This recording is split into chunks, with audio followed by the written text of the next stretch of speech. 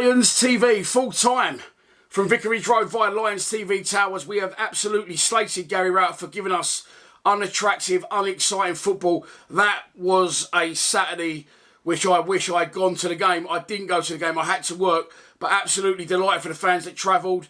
And I thought it was a really good performance again. I do think that Adam Barrett has given this team something different. His starting 11 was, had us all scratching our heads. What's he done here? Norton Cuffy played as one of the front three, but played really well. Look, and fair play to Barrett, because he's giving all the players an opportunity to impress him. In my opinion, I'm thinking he's saying something along the lines of, I'm in charge now, for now, I want the job, so go out there and give me a reason to keep you in the side, and hopefully in the process get me the job as well. And I do think he's added something different to this side. It was a lot more exciting. We had a lot more fight. Again, the game starts, and we was on the front foot, and exactly the same scenario, though, as last Saturday at Preston. We are the masters of our own downfall, our own undoing. Shot straight at Bart. He goes down to catching his chest. It hits his chest and bounces away. He'll be disappointed with that, and I was disappointed that he did that. And on the subject of Bart, he had one of the most topsy-turvy games I've ever seen. Absolutely fucking had me in panic mode at points, and absolutely sensational at others. But it bounces off his chest, and Cooper's facing him. I love Cooper. He gets some criticism. I never criticise him. But Coops, you're facing your goal. You're in the middle of the fucking penalty area. You don't know what's behind you. All you do there is you put out a play for a corner. You never, ever open your body up when you don't know what's behind you and try and play out. It's exactly what he does. Watford player runs in, puts his studs up, and just tries to block the shot. He does block the shot, and it flies straight into the net. But again, as I said, same with Preston. It sort of sparks us into life. I don't know why this keeps happening, but it does. And we come forward, we start getting opportunities, and we force a corner. It goes out to the left-hand side. Murray Wallace fires one, back across, it deflects and goes out again to the right-hand side. George Honeyman, who was in for his first start of the season, sets it for Casper De Norre. It's a peach of a cross from De Norre, whipping away from the goal. Tom Bradshaw gets a great flick on header. He wasn't aiming for the goal, I think he was aiming for just get it into a better area.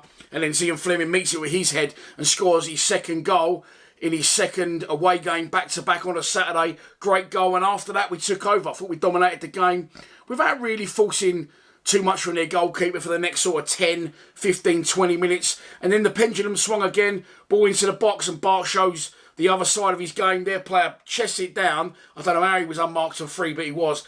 And he's trotted it at the goal from, I'm not even lying, it's got to be 3-4 yards out. And Bart just sort of reaction moves his arm, and it's a fantastic save from Bulkowski. After that, Watford did start to pop the ball, and we was chasing the ball for long periods of the rest of the first half. But we get to half-time, and again, we come out the second half, and is it a little bit of consolidating the second half? I don't know.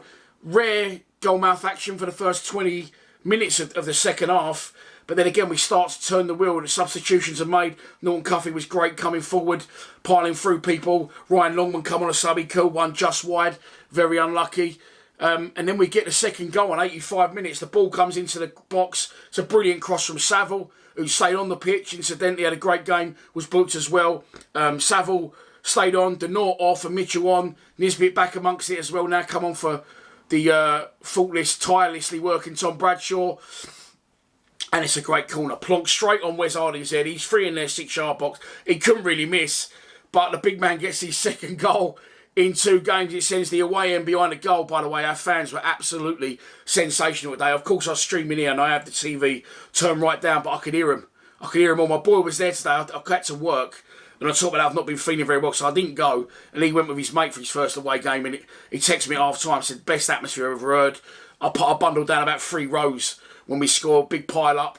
But I could hear it from myself on the TV as well. Fantastic travelling support, 2,100, considering our current situation. And Wes Harding gets to celebrate in front of the fans. At that point, I would have took 1-1 before Harding scored. 2-1 up. Brilliant. And then I've got to be honest, my live stream crashed. I'm hearing it's not me though, I'm hearing it's Sky. Everything's crashed. For anyone watching it, and everything on my Sky glass has completely crashed. So I didn't see the second goal, but Watford did get one in the 92nd minute of the game, which is slightly disappointing, yes. But again, for me, that's a good point on the road. We look difficult to beat. We look exciting at points, and you've got a topsy-turvy, up and down. The game's over. I'm exhausted and I've enjoyed it. It was a really enjoyable Saturday in here. me watching it. Fair play to all you that travelled. There will be videos coming up shortly from the boys that did travel. Hopefully we get a few full-time reactions and other reactions from the O'Maras. And our sponsor, Mr. Kev, to me. Come on, you Lions.